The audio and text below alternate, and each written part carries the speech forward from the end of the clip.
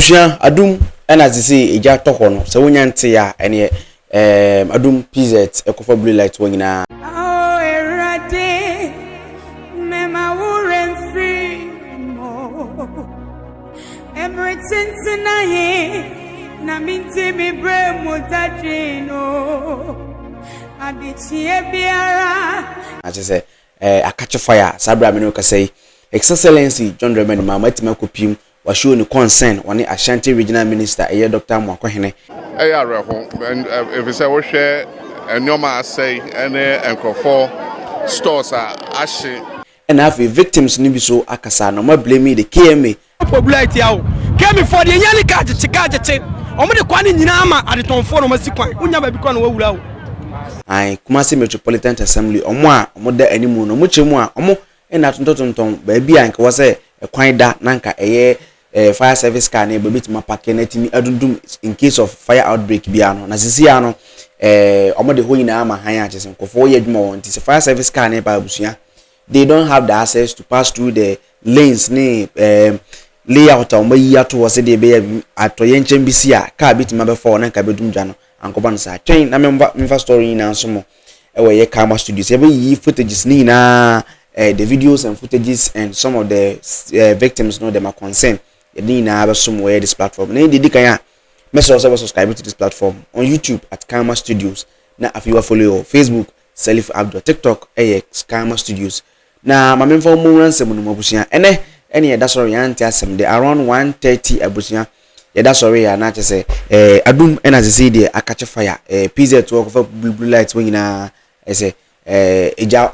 actual what is any wash a job.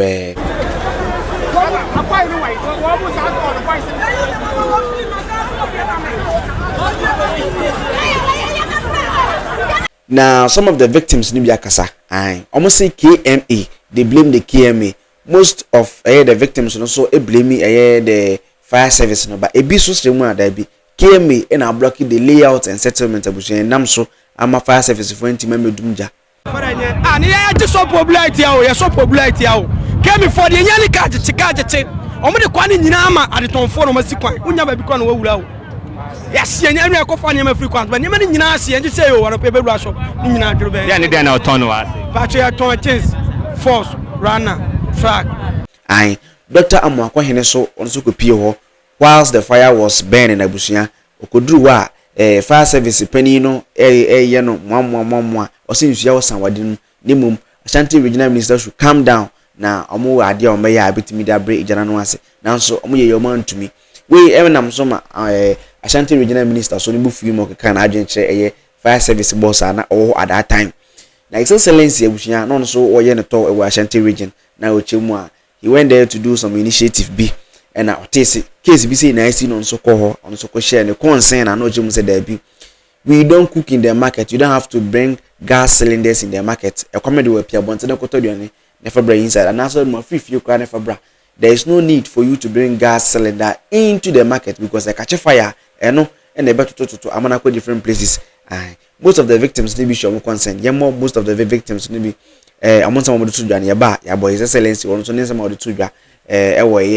Kumasi Abrana Adum I catch a fire na yakofo bi na kan wasem sneakers flap benga bibia tombo blight one here adum say na city incident but who need there na asoka ka bi na asomwa ba na ke tom dum no fight of once okusu ayre asa tie hu say asoma nyama nya adwurube onyama ne be nyama say na nyama de coste run akra go fan to go 1005 and nyama ne doso ese hu de anka kira ban ni nyina so ye kemi fo na ma be nyina ba e kwa ni nyina mo de ma adetonfo no mo ton ne ma ade ese enye de didi ene ma nyina ahye se o kan say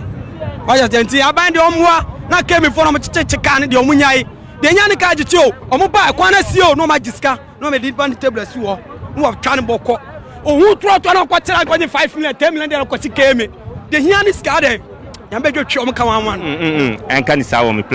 that was some of the citizens. They were showing their concern about the incident. Kwanye faso ba ye and just say abushia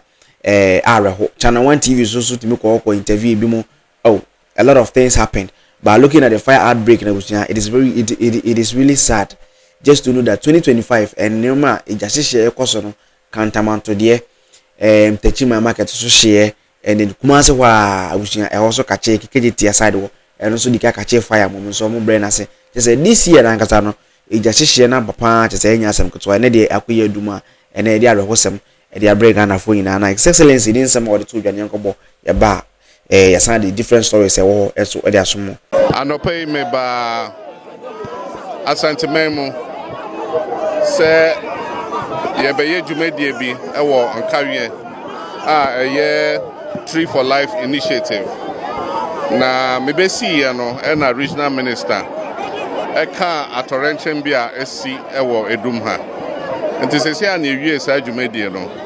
e na me se mentu anamon embehwe na esi na ampanso e ya reho if say wo hwe enyoma asai ene enkofo stores a ahye na eyade a eyo hawiye enti nedikan meda fire service for ase ene modern bo amoye ya omwetimi abre ejano anu ase na yewie anu a na yahwe na ema ni si enso ade baako a fire for aka kire me ne se ombedru ye no sen na ombetimi awuremu etimi akodum gya no eno ya ade baako a eha omuye na ohwe a yedwam bebre saa netie enti eja tomu a sen na fire for betimi edru ho etimi edum gya nentem no na abeye ohaw ama omo enti e osi ye di wesu anyansa na yehwe yedwa no da ye planning ni ye sen na beye a bibi kosi a na etimi aso anu ntem enti yani minister ne edwadifo no ebeka ya ka kire nadmu se ombehwe na omumpe emoa bi emfa mo omo kakra yani chief of staff nso bekasa enti nya Ashanti regional minister ene ombeka no na ya hwe emoa ebetimi de abo omo se na be ya omo so ombenya yi comfort kakra omo ene ohawa ato omo no se na be ya yebebre anu ase kakra enso senior mekan no say osi yehwe yedwane nyina na yehwe se na ebesiesi nneoma afa se na be ya bibisa esi a enkosi sa achina biom yegina hey otimeto te se explosion bi koso wo ho ni na ye gas cylinder se wate baako ni na ye gas cylinder se explode ejom eni se ye use gas cylinder e wodwom eni se enua aduane wodwom opeso odidi a o se wo kọ abonte kọtọ aduane bra na onua wo fie na ode aduane no bra e badwom enso gas cooker ne sa nyoma ni na e ka ho e na sa nyoma esi enso ne wo ho ne se mema omo a sa atorenchemi aka omo no mema omo kose na aban so behwe se ne be ya ye betimi aso omo mu kakra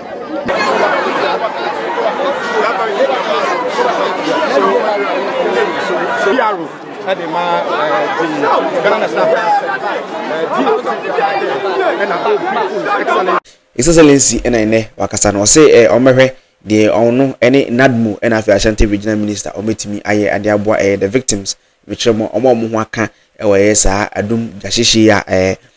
kachi oma market wono na ohwa abusuya obi so kofa no goose endra e de aba ene akache fire na chese ekasusu na aba eba nsa na areho na asem no so asefem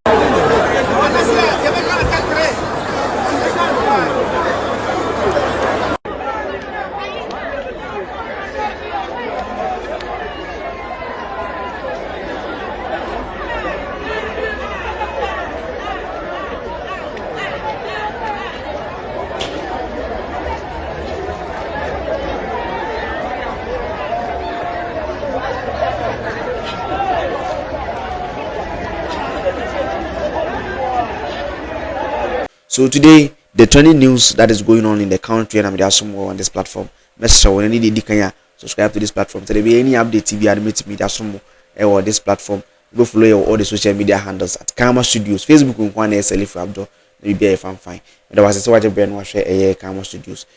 Tafo free be se hia.